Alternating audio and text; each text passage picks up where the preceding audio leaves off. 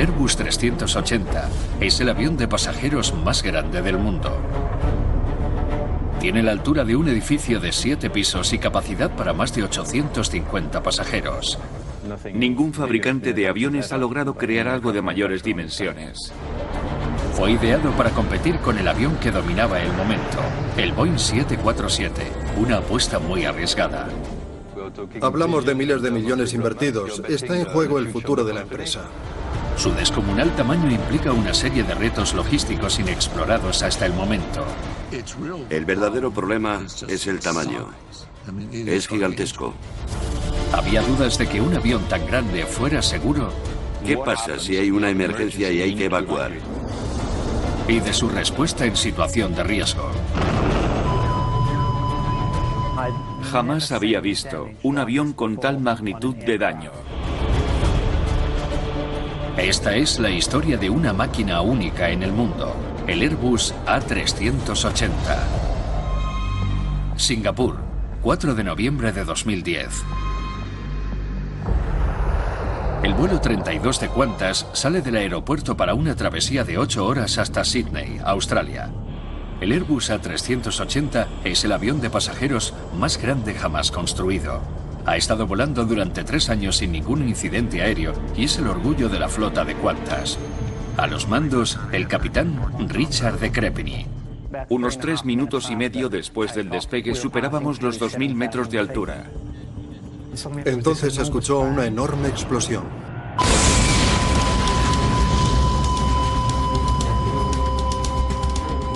La alarma no dejaba de sonar y el panel superior se inundó de luces rojas. Sabíamos que se trataba de algo grave. Un motor ha explotado. La metralla desprendida ha rasgado el ala, ha dañado los controles hidráulicos y el control del motor. Jamás había visto un avión con tal magnitud de daño. El sistema del avión apenas responde y Richard de Crepini no sabe si logrará un aterrizaje seguro.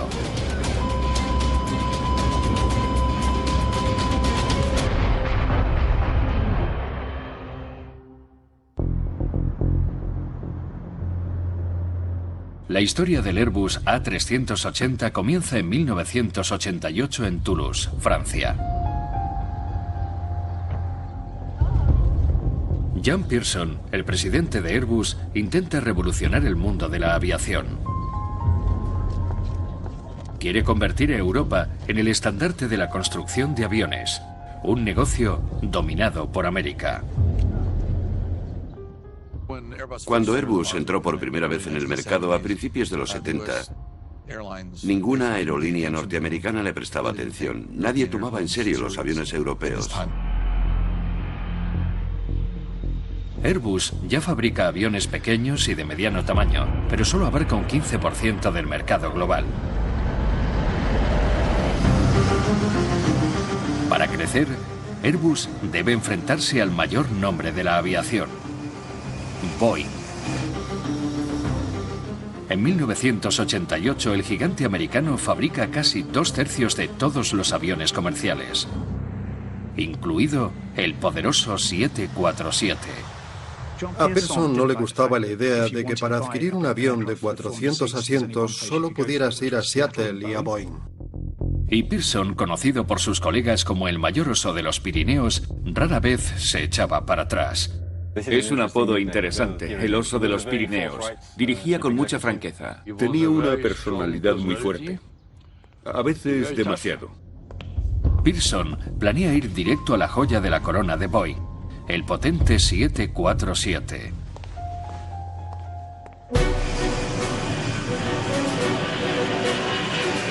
Lanzada en 1970, el 747 es la aeronave de pasajeros más grande del mundo, la imbatible reina de los cielos. El 747 ha sido un avión legendario, de eso no hay duda. Puso la aviación a disposición de las masas, transformó la economía de las líneas aéreas. Apodado el Jumbo Jet, el tamaño del 747 permitió a las aerolíneas llevar más pasajeros a un coste menor y obtener enormes beneficios. En un avión más grande caben muchos más asientos, así que se obtiene más dinero. Y como única empresa productora de Jumbo Jets, Boeing cosecha sus recompensas. Boeing disfrutó de 30 años de monopolio con el 747. Boeing era de lejos el líder del mercado y lo controlaba prácticamente todo.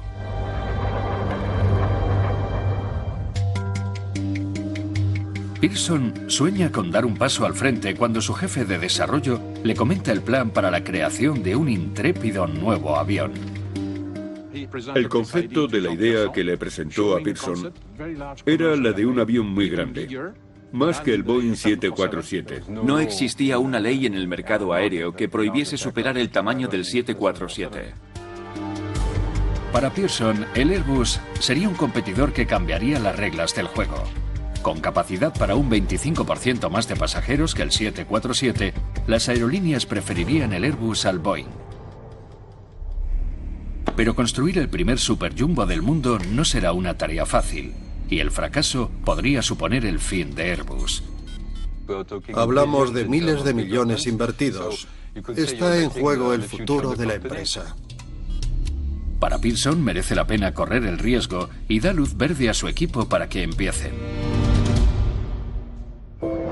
Pero Airbus es un consorcio formado por 4 fabricantes de Francia, Alemania, Gran Bretaña y España. Y Pearson debe convencerles para que respalden el colosal proyecto. Era un proyecto enorme y un gran riesgo para la compañía, pero también un movimiento estratégico esencial. Tardaron 8 años en poner el proyecto en marcha. En 1996, Pearson seleccionó el equipo de expertos que desarrollarían el Superjumbo. Y lo dirigiría uno de sus ingenieros más experimentados, Jürgen Thomas.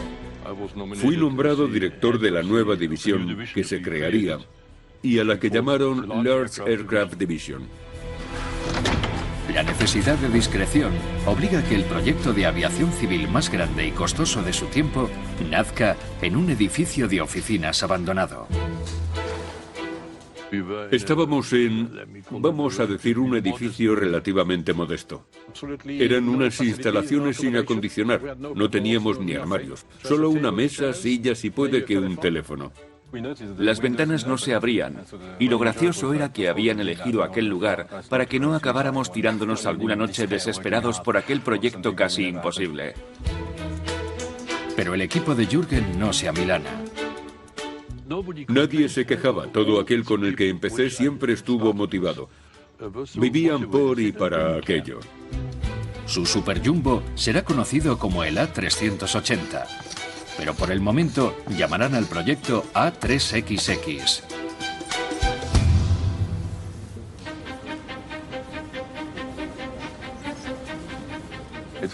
Desarrollaron una atmósfera en la que no paraban de buscar soluciones, compensaciones, debatían el tamaño de la nave, así todo el tiempo.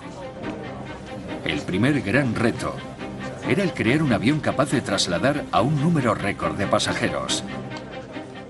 Pronto nos percatamos de que si queríamos que cupiesen más de 500 personas, la única solución era poner las 2 cabinas una encima de otra. Eso marcaba una gran diferencia. 2 filas de ventanas recorriendo todo el fuselaje, desde la nariz a la cola. Nunca se había fabricado un avión de pasajeros de doble cubierta. Todos los aviones hasta el momento tenían una cubierta única dentro de un fuselaje redondo. La forma óptima de fuselaje en términos de sección transversal es siempre un círculo. Pero en un fuselaje circular, el número de asientos que cabe en la cubierta superior se limita por la curvatura de la cabina. Necesitan una alternativa. Había mucha diversidad de opiniones entre los compañeros franceses, alemanes. Eso era bueno, porque así teníamos multitud de ideas y comparábamos para coger lo mejor de aquí y de allí y seguir trabajando. Finalmente, el equipo de Jürgen se decide por una nueva forma de fuselaje revolucionaria, la ovoide.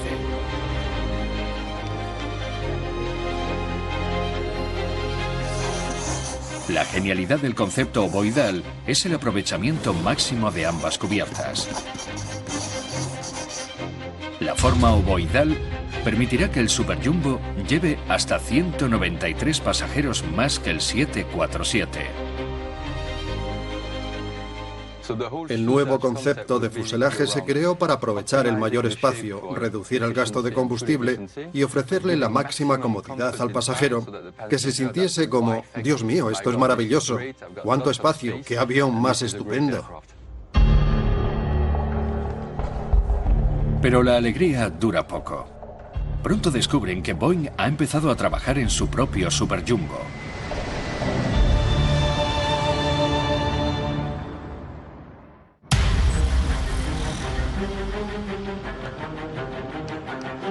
En 1996, Airbus pone en marcha los planes para construir el mayor avión de pasajeros del mundo. Pero Boeing oye rumores sobre un Super Jumbo europeo y en septiembre anuncian su contraataque.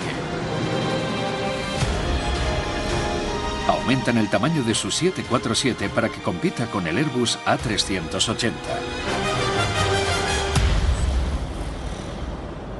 Un 747 de nueva generación. Dos nuevos diseños llamados 747, 400X y el enorme 600X. La carrera por construir un Super Jumbo continúa y Boeing lleva ventaja. A diferencia de Airbus, tienen un público fiel y una gran experiencia en construir grandes aviones. Trabajábamos bajo presión porque temíamos que nuestro competidor pudiera lanzar su proyecto. Trabajábamos bajo la amenaza de que Boeing nos volviera a adelantar. Había muchos nervios y los primeros meses fueron muy tensos. A esto se le suman las presiones del diseño a las que se enfrenta el equipo. La más importante es el peso. Estaban construyendo una aeronave con volumen en 3 dimensiones, por lo que cada vez que aumentaba el tamaño, también lo hacía el peso. Airbus trabajó diversas maneras de producir un gran avión. Un avión gigante que no pesase como un gigante. El equipo debe observar cada elemento de los diseños para ver dónde pueden recortar peso. Teníamos equipos especializados en analizar los pesos. Eso significa ir elemento por elemento. Nos fijábamos en los soportes de baterías por si podía hacerlos más ligeros. Contaba cada kilo.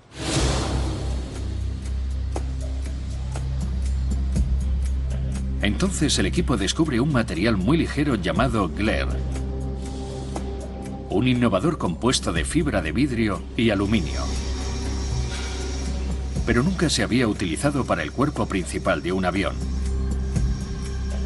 Las pruebas demuestran que el Glare no solo reduce el peso hasta un 30%, sino que es suficientemente fuerte para ser usado en un avión.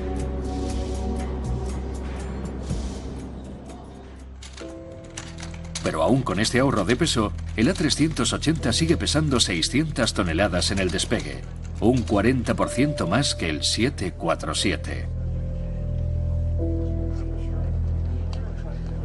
Y las alas tendrán que ser más grandes que las de cualquier avión. El ala se dimensiona según el peso, así que para levantar aquella mole había que pasar por infinitos procesos de diseño y encontrar el mejor cruce de parámetros y que el avión fuera viable. Las alas deberán tener una superficie de más de 830 metros cuadrados, un 54% más que la del 747. También serán las primeras alas creadas con la tecnología más avanzada. Tienen esas alas que parece que van a desmontarse, llenas de flaps y slats. Es un ala muy buena, la mejor ala que jamás haya construido Airbus en términos aerodinámicos. Sigue siendo algo pesada, pero a nivel aerodinámico es la mejor. Las enormes alas pueden con el peso, pero su tamaño supone otro problema. Cuando los aviones se desplazan por el cielo, crean bolsas de remolinos de aire. Esos imperceptibles torbellinos o vórtices se llaman la estela turbulenta. La estela turbulenta suele estar vinculada al peso de la aeronave. Así que un avión ligero provoca una estela pequeña y los aviones grandes, estelas mayores. Un avión grande puede producir vórtices tan fuertes que destruirían tejados de edificios. Si se produce una de esas estelas turbulentas cerca de una zona residencial, podría causar grandes daños. Nadie sabía cuál sería la magnitud de la estela del A380. Así que el equipo decide acudir a un nuevo laboratorio aeronáutico en Lille, Francia. Pasarán un modelo a escala exacto del Superjumbo a través de una cortina de humo con láseres. La idea es hacer visible la turbulencia invisible. La prueba revela que en un cielo concurrido como el de los aeropuertos, la estela del A380 podría ser letal. Si se cruza con aviones más pequeños, podrían perder el control. Para asegurar el funcionamiento del A380, el equipo revisa durante meses los resultados.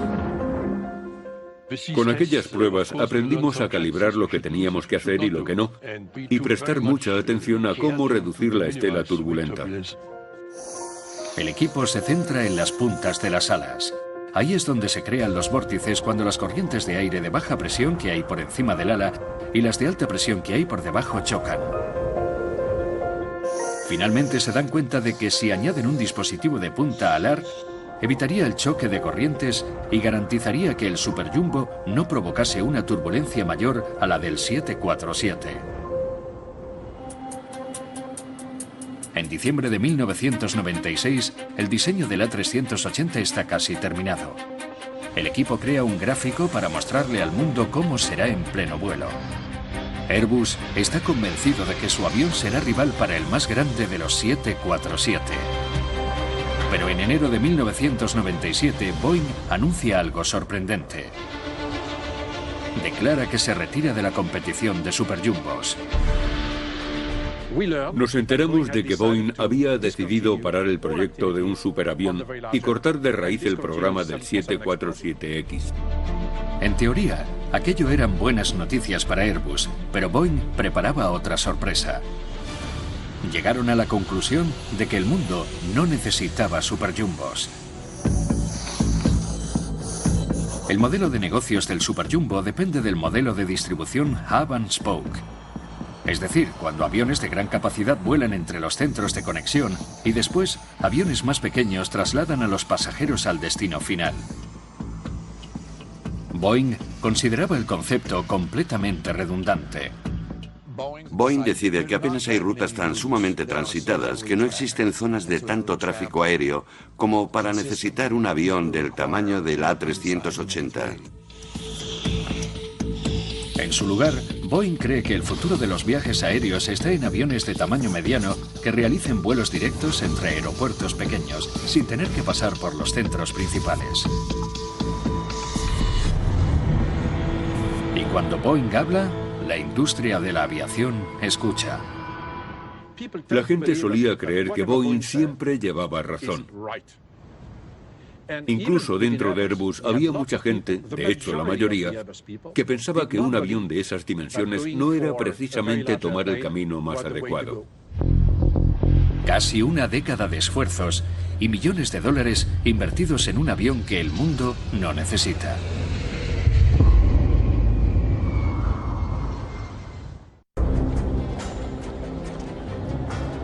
Jan Pearson, el presidente de Airbus, quiere construir el mayor avión de pasajeros de la historia. Pero su principal rival, Boeing, ha declarado que el mundo no necesita un superjumbo. Había muchos detractores y el mayor de todos era Boeing, la peor oposición. Las declaraciones de la compañía Boeing son captadas por la mayor parte de la industria. Por tanto, cuando se enteran de que Boeing suspendía el proyecto, dijeron, ¿veis? No hay mercado para ese tipo de avión. Pero el llamado oso de los Pirineos sigue decidido. Pearson pensó si continuar o no con el proyecto.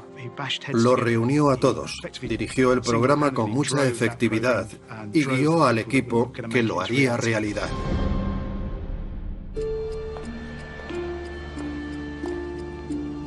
El ingeniero aeronáutico Charles Champion es elegido para supervisar la etapa más complicada del proyecto, la construcción del avión. Comenzaba la cuenta atrás.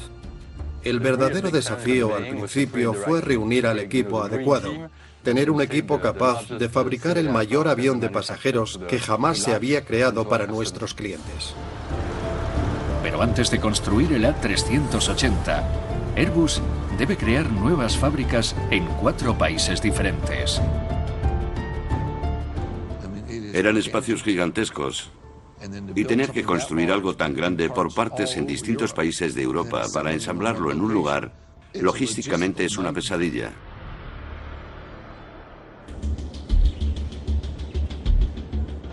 Las alas serán fabricadas en el Reino Unido, el fuselaje en Alemania y en el norte de Francia y la cola en España. Champion debe organizarlo todo para que las piezas acaben en la planta de ensamblaje de Airbus en Toulouse. Airbus ya ha enviado alas y fuselaje en su propio avión de transporte. Una bestia de casi 105 metros de largo conocido como el Airbus Beluga. Pero este enorme avión no es lo suficientemente grande.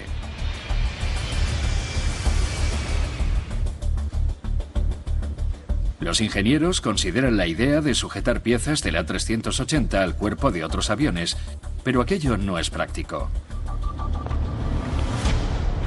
Así que Champion debe idear algo nuevo. Para el equipo, diseñar desde cero un transporte con el que poder trasladar el A380 fue un tremendo desafío. Después de 15 meses, recurre a lo impensable. Un complejo convoy de barcos, barcazas y camiones inmensos, todos llegados al sur de Francia. Se exige una coordinación a una escala épica. Diseñamos barcazas para pasar por Burdeos, por el viejo puente hasta Langon, pero después el río se estrecha y tuvimos que usar camiones. Era un proyecto enorme y los desafíos se presentaban uno tras otro. La carretera, que se había que atravesar pueblos, todas esas cosas. En el pequeño pueblo de Levignac, las enormes piezas del fuselaje casi rozan las paredes de las casas al pasar. Colocaban partes del ala o del fuselaje encima del remolque tirado por tractores y pasaban por calles muy estrechas de pueblos franceses. No sé cómo lo hicieron, pero lo consiguieron. Después de un viaje combinado de casi 5.000 kilómetros, las piezas del avión más grande en la historia de la aviación civil finalmente llegan a Toulouse. Aquí, Charles Champion supervisará la construcción del avión civil de pasajeros más grande jamás construido.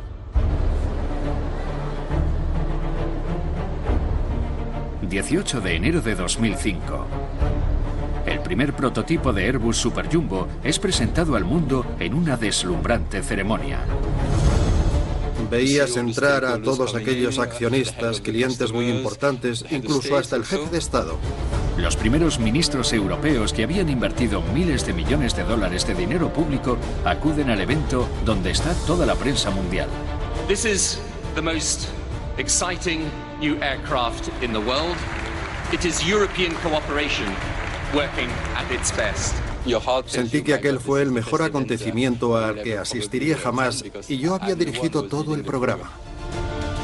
Pero la estrella del evento es el propio avión, el Airbus A380.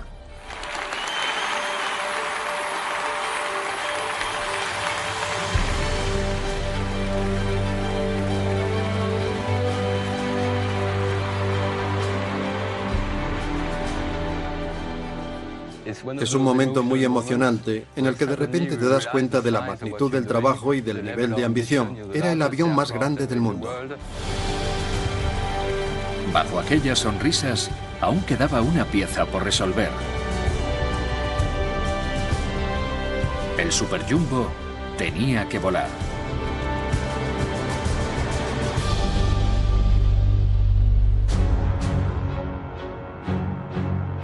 La prueba llega 3 meses después, el 27 de abril de 2005.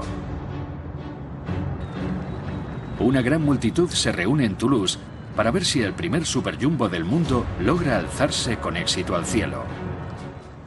Abril de 2005. Hace un día espléndido y unas 40.000 personas esperan junto a las vallas del aeropuerto. Era un evento muy importante. El primer vuelo del A380. Llega el momento de la verdad para los pilotos, que llevan paracaídas por si ocurre el desastre. El ingeniero de pruebas de vuelo, Fernando Alonso, es consciente de la peligrosidad del momento.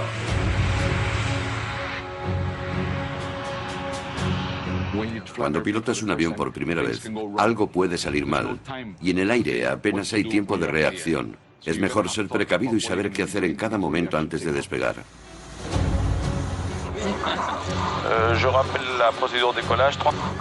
Pendant la course au décollage, si quelqu'un voit quelque chose qui lui plaît pas, il peut gueuler stop et j'obéirai. 3, 2, 1, stop. A las 10:29 de la mañana, bajo un cielo nublado, el A380 acelera por la pista.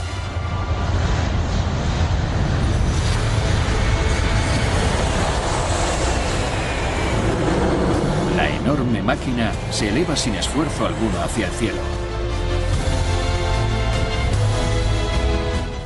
Lo has visto siendo solo carbono y aluminio, y de repente lo ves volar y parece que haya cobrado vida. Volaba extraordinariamente bien. Se notaba lo bien que iba solo un minuto después del despegue. Llevábamos imaginando aquel momento años, años y años. Y de repente sucede. Fue un día maravilloso que recordaré toda mi vida. Tras 4 horas de vuelo sin problemas, el A380 aterriza y entra en los libros de récords como la aeronave comercial más pesada de la historia de la aviación.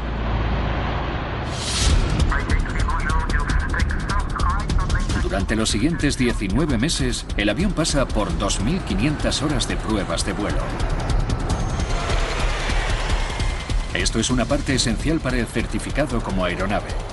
Pero con el A380 también lo emplean con otro propósito: convencer al público de que volar en un avión tan grande es seguro. La gente pensaba, ¿no será peligroso llevar a tantas personas en un avión? Y sí, el avión era grande, pero era como cualquier avión. Solo había que pilotarlo como el resto. Era más grande y ya está. Los pilotos de prueba pusieron el A380 al límite. Lo probamos en lugares muy calurosos y muy fríos. Llevamos al avión a sus límites estructurales y a nosotros a nuestros límites ergonómicos.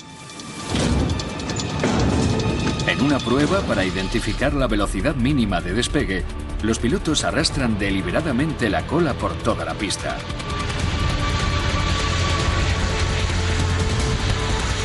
El A380 pasa todas las pruebas de manera brillante. El avión respondió estupendamente. Siempre voy a estar muy orgulloso de este avión, de sus alas y de todo el sistema.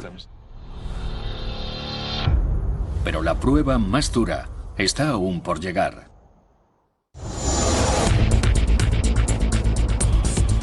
Airbus ha construido el avión más grande de la historia y hasta ahora ha pasado todas las pruebas. Ya solo queda una cosa que se interpone entre el avión y su certificado de vuelo. Airbus debe demostrar que en caso de emergencia, los 873 pasajeros y la tripulación serán evacuados en menos de 90 segundos, el mismo tiempo que en un avión ordinario. Las autoridades no estaban preparadas para concederles 120 segundos por tratarse de un avión grande. Era en 90 segundos o nada.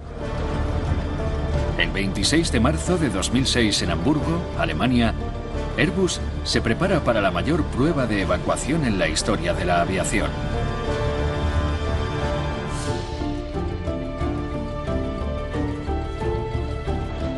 Para superarla, todos los que estén a bordo deberán ser evacuados por la mitad de las salidas en menos de 90 segundos. Y todo ha de hacerse en completa oscuridad.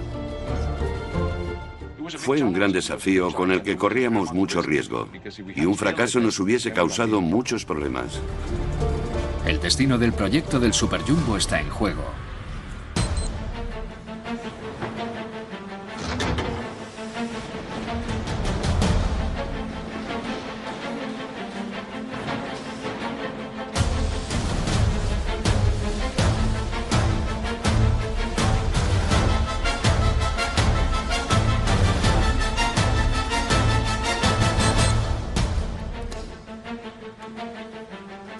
Es todo un éxito.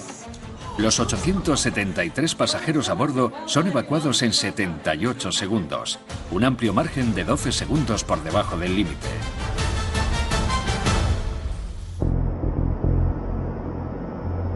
Con el A380 certificado para el servicio de pasajeros, la demanda se empieza a notar.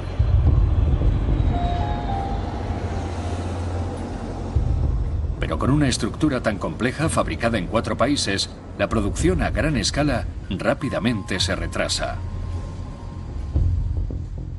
Era evidente que los aviones no iban a poder construirse ni por asomo tan rápido como Airbus había pensado. Y por si fuera poco, los ingenieros encargados de instalar el cableado descubren un gran problema.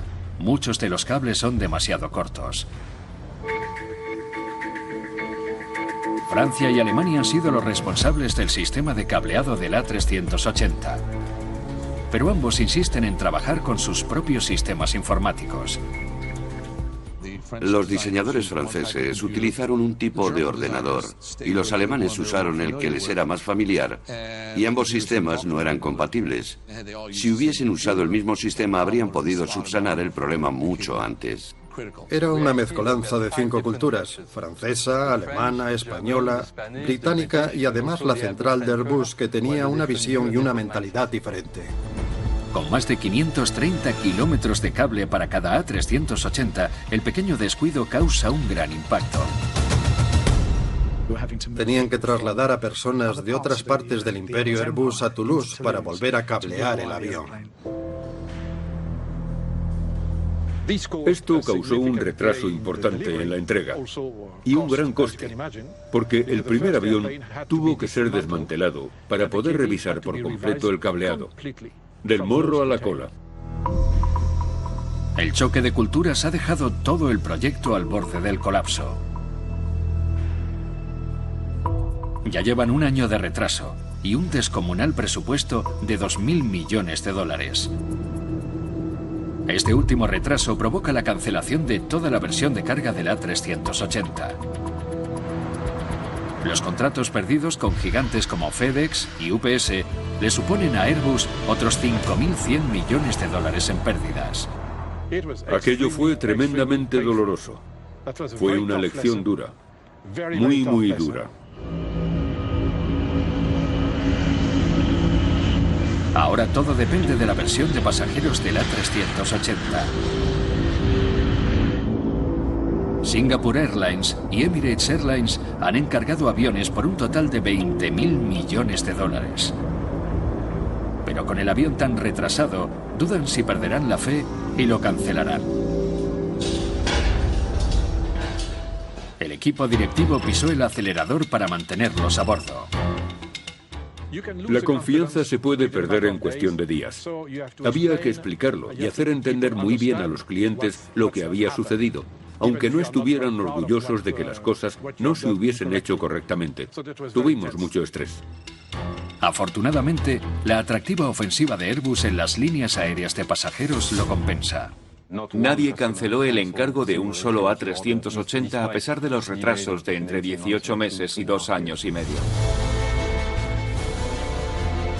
Han pasado casi 20 años desde la concepción del proyecto Super Jumbo. Airbus se ha enfrentado a desafíos técnicos y logísticos sin precedentes. Pero ahora la visión de Jan Pearson se ha hecho realidad. El A380 ya está listo para iniciar el servicio comercial.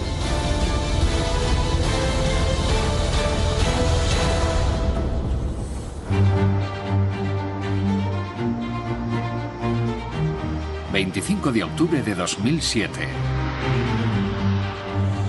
Nos vemos a bordo.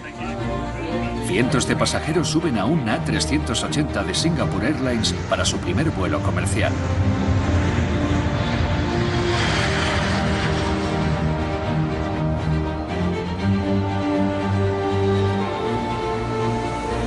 El mayor avión de pasajeros jamás creado es tan alto como un edificio de 7 pisos y puede transportar un 30% más de pasajeros que el 747.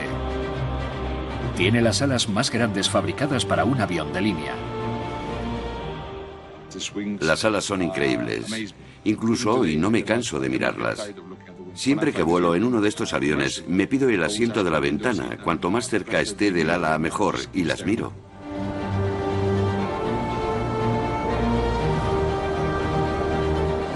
Los pasajeros del primer vuelo comparten la misma emoción. Ha sido estupendo. La gente ha aplaudido durante el despegue y el aterrizaje también. Había un ambiente increíble. No ha sido un vuelo al uso, os lo puedo asegurar. Es un avión fantástico. Una pena no poder cogerlo también para el vuelo de vuelta. Desde el punto de vista del pasajero, el A380 es un avión distinguido. Cuando entras, lo primero que ves son unas hermosas escaleras. Es una experiencia muy agradable. En el interior del Super Jumbo, los pasajeros disfrutan de un nivel de lujo jamás visto en una línea aérea. Los más de 500 metros cuadrados de espacio permiten que haya camas y duchas. Es diferente a cualquier otro avión. Es el buque insignia de cada aerolínea y todas lo presentan con mucho orgullo. En los siguientes 3 años, la demanda se dispara. 15 aerolíneas internacionales encargan 223 A380 con un gasto estimado de 77.000 millones de dólares. Entre las líneas aéreas dispuestas a recibir el Super Jumbo se encuentra la abanderada alemana Lufthansa. Lufthansa pone en servicio sus A380 en 2010 y hoy ya posee una flota de 12 aviones. Helmut Wagner es uno de sus pilotos. Es sorprendente que el A380 sea aún más ágil que cualquier otro avión que haya volado antes. Es un avión muy grande, pero cuando lo manejas no parece que sea de tales dimensiones.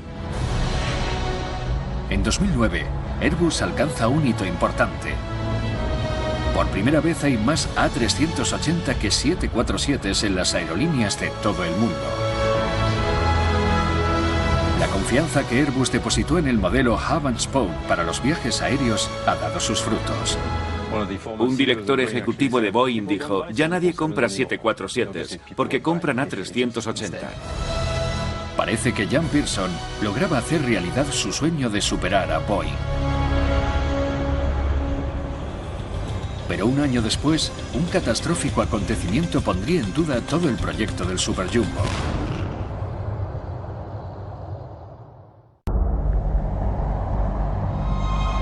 ...4 de noviembre de 2010. El vuelo 32 de Qantas despega de Singapur para recorrer los 6.000 kilómetros que hay hasta Sydney con 469 pasajeros y la tripulación a bordo. Mientras el capitán Richard de Crepigny eleva el A380 a más de 2.000 metros de altura, de repente el pasajero Mike Duke ve algo raro en la pantalla del asiento. Vi como un humo blanco saliendo del lateral izquierdo de la nave y entonces se escuchó una tremenda explosión.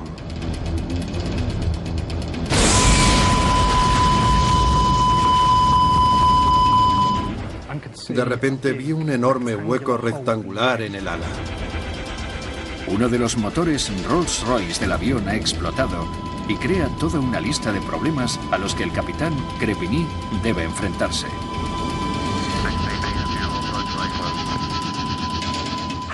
La mitad del sistema del avión falló. Aparecieron varios agujeros en el ala. La mitad de los alerones no funcionaban, al igual que el resto de los dispositivos, así como la mitad del sistema de frenos. Esto va más allá de cualquier certificación que cualquier avión pueda soportar. De Crepigny necesita llevar el avión a tierra firme. Pesa demasiado y primero intenta deshacerse del combustible, pero algunos de los sistemas de combustible no responden. En la cabina los pasajeros temen lo peor. ¿Por qué no hemos bajado antes? ¿Por qué seguimos dando vueltas después de todo el tiempo? Pensé que habría alguna razón por la que no aterrizábamos. De Crepigny debe aterrizar el avión con 45 toneladas por encima del peso máximo para un aterrizaje seguro. Otro detalle para la creciente lista de problemas con los que debe lidiar para descender el avión averiado. Volar a la velocidad adecuada de aproximación es crucial. Descubrimos que al reducir un nudo de los 166 obtendríamos advertencias de velocidad y si acelerábamos 3 nos saldríamos de la pista. El copiloto calcula que en una pista de 4.000 metros solo tendrán 100 de margen.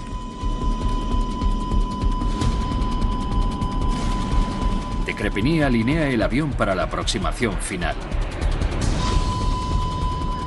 Creo que podía sentir cómo el suelo se ondulaba. Supongo que era porque descendíamos muy rápido. La destreza de Crepigny decidirá si el avión de pasajeros más grande del mundo aterrizará o se estrellará.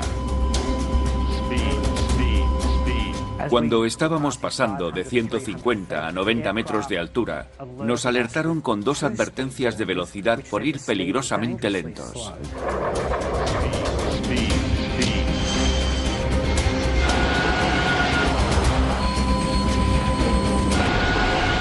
El avión toca tierra. Pero el sobrepeso de la fuerza hace que los frenos no respondan por completo. No parecía que aquel avión estuviera dispuesto a detenerse. Ya apenas les queda pista. Al recorrer la pista de aterrizaje, era como si el aeropuerto hubiese pasado a nuestro lado a 240 kilómetros por hora. Finalmente, el avión comienza a detenerse. Conseguimos detenerlo antes de tener que usar los 100 metros que teníamos de margen.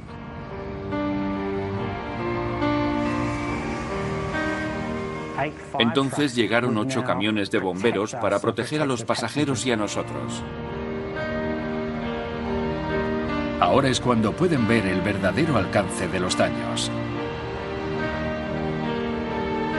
Toda la sección de uno de los grandes motores ha sido arrancada.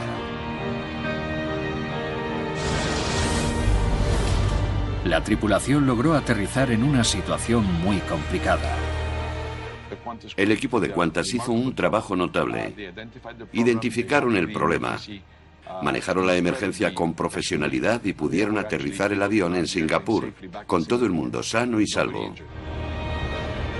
De Crepigny también confiaba en el diseño del avión gigante. La gente solía preguntar sobre la resistencia del Airbus A380, el avión más grande del cielo. Pero tras el incidente, ya nadie cuestiona la calidad de la aeronave.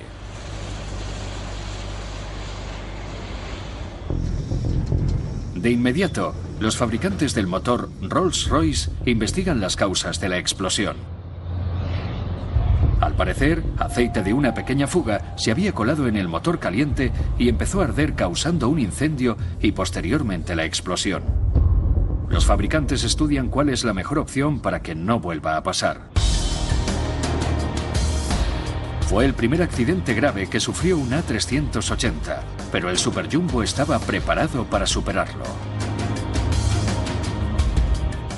Por desgracia, casi todas las aeronaves pasan por una serie de incidentes. Y si estas cosas no hubiesen pasado, se habrían averiado y explotado motores mucho antes.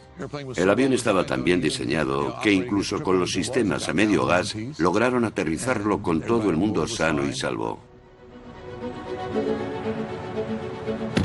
Hace 29 años, el jefe de Airbus, Jan Pearson, aceptó uno de los mayores retos de la historia de la aviación.